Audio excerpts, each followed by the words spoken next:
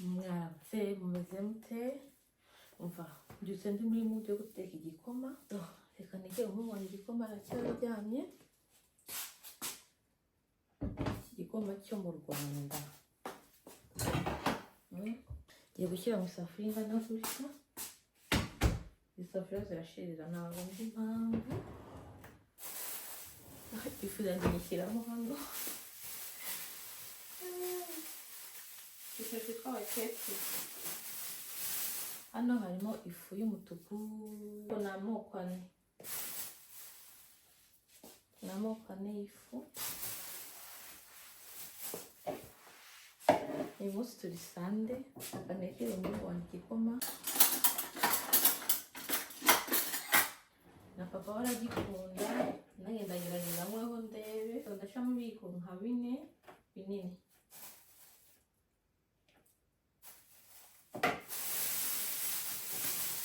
Shyiramo amata n'isukari. Ikintu gikurikiraho ngiye ntekesha brown sugar, kuko brown sugar ari nziza kuruta iya y'umweru. Kubera ukuntu gushyira amata nako igikoma cyanjye cyashiriye cyane. Ngiye guteka amata ku ruhande aze kubira. Igikoma nacyo ni gishya mpite nsukamo. Hano uteka igikoma kinajya udagushira nawe uzakoresha ino tekinike urebe niba ari ikintu yakumarira. Bashyiramo amazi akonje makeya, then ngende mbangavanga. Umva ahandi bimeze mute abantu bafite zanjye? Merci beaucoup. Ni ukuri abantu bari kwiyongera. Ndabona ku munsi hari umuntu wakoze subscribe. Please mukomeze musharinge. Abiwanjye baracyaryamye, akabona babyuka igikoma gihiye.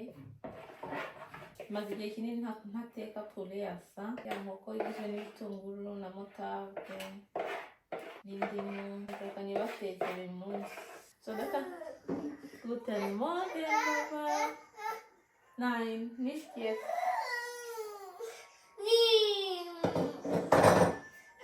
Gira Papa guhereza.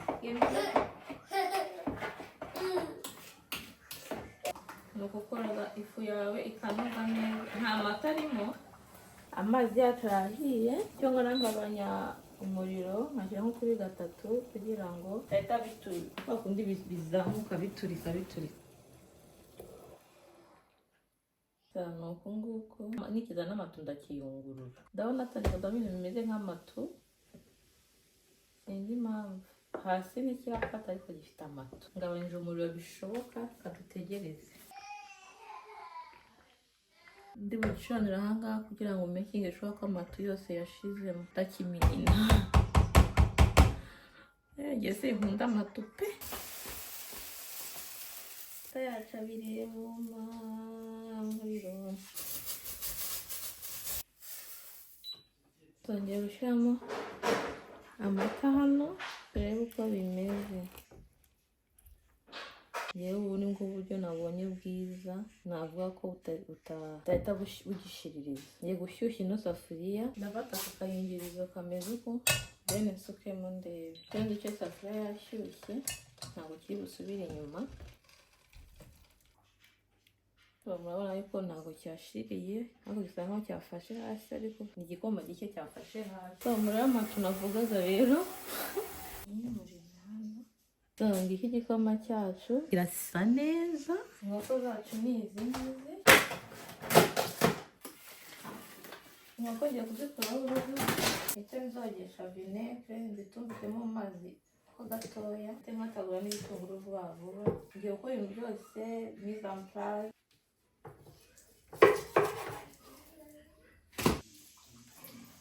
Bashyiramo n'umunyu.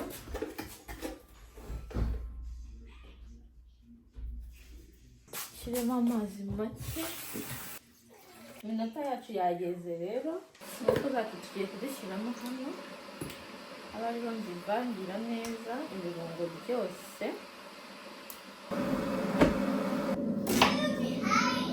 Ntabwo ndushaho ibitunguru byinshi cyane. Shyiramo motave. Shyiramo amavuta. Ngiye gushyiramo paprika, curry, ginger powder, black pepper, oregano na onion powder. ibirungo bikeya kuko bisa nkaho birimo nk'urusenda ku mwana ntabwo aba ari sawa.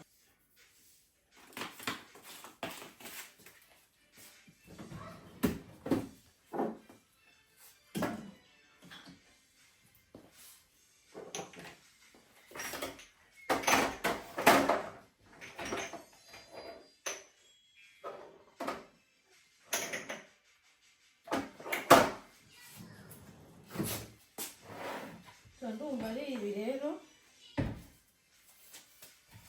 then nkabivanga neza, ariko ntabwo byakubuza wowe niba hari ibindi birungo prefera bikuryohera nabyo wabishyiramo. Njyewe nk'ibyo ngibyo mbashije gushyiramo, n'ingenzi nuko mutade uba wayikoresheje. So ngiye kureka iminota 30 ku isaha, ngiye kubona nteka umuceri mu gihe uri gushya n'ibi biraba biri kwimarina, nkora na kasalade ku ruhande. Ni guteka mukeya, nta mpamvu yo guteka mwinshi. Pilau duke dushyiremo green cardamom, so pilau masala. Yes. Siremo bay leaf. Siremo n'akonyo. Ntabwo dushyiramo nyinshi kuko umuceri ntabwo ari mwinshi. Yeah.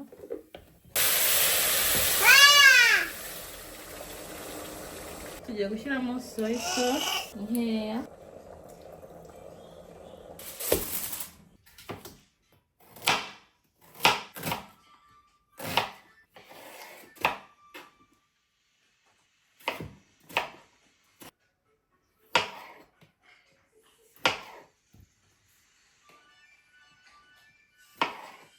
Turiho umuceri wacu, urabona ukuntu wabaye, urasa na shokora.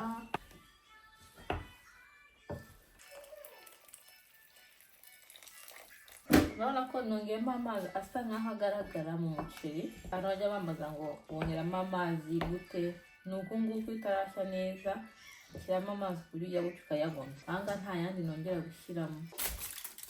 So ngiye kuba nshyizeho udukoko tw'umwana wanjye, adukunda kubi twa bio, nta mavuta ashyiramo. Ndashyiramo izi peppers n'igitunguru just for flavor. Ndashyiramo na karoti n'udutunguru tw'ibibabi. Nindangiza nshyiremo n'akunyu gake, curry nkeya cyane, gasesi tomate.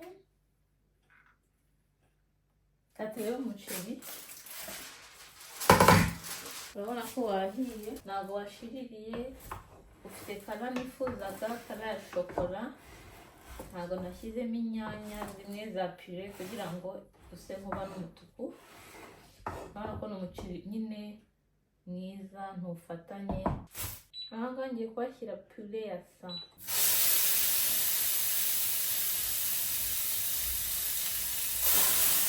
Ntabwo ipfundikiye, ntabwo zifite neza. Gutya ni sawa, tugiye kuzihindukiza. Tangiye gufata hasi,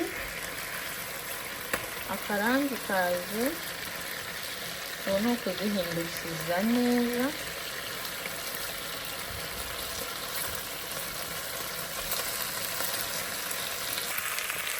Ngiye gushyiramo ibitunguru.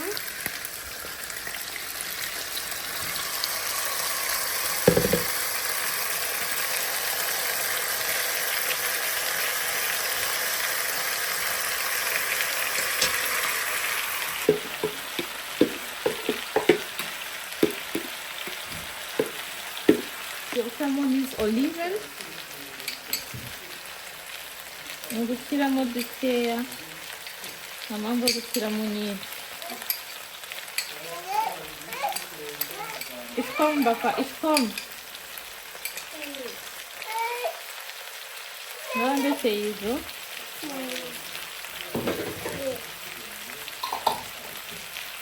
Ite mwabanye umuriro.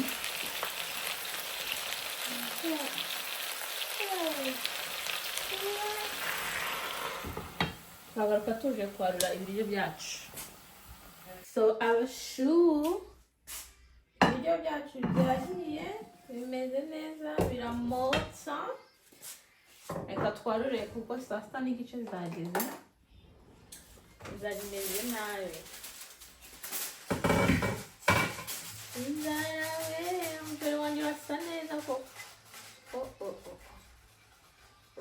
na chocolat. Mbani karibu ni muze dusangire abari hafi. Agapira kararyoha nshuti zanjye. Twavuye ku muceri y'imyeru, amaspaghetti.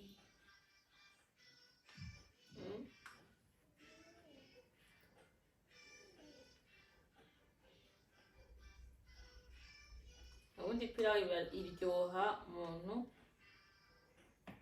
ayirishije intoki, nta bintu byikanya, ku buryo umuceri ukanda neza.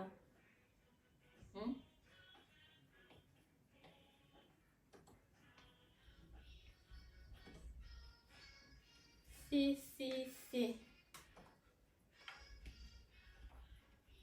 agasoro no kugapakira neza ku buryo round imwe ihaza umuntu.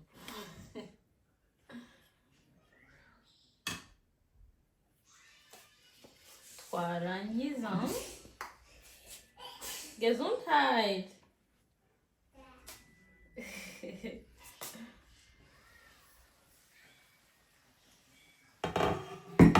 Tugiye gushyiraho imboga zacu.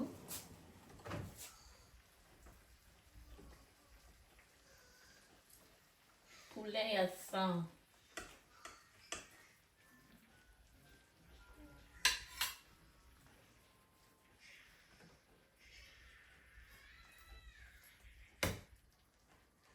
Dushyiraho n'akaguru.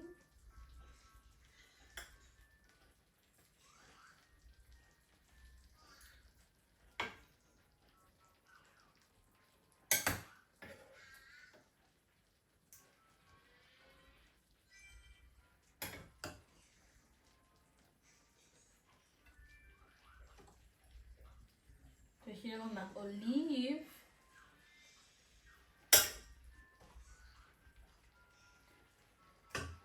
Then dushyiraho n'akasalade ku ruhande.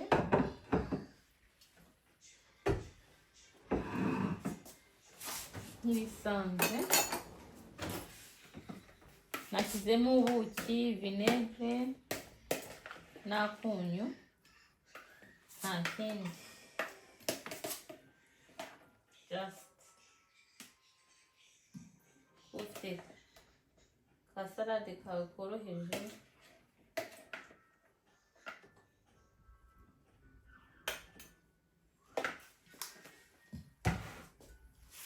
Uri kubona ukuntu bisa neza, sinzi ko lighting ari sawa, ariko ni uku nguku.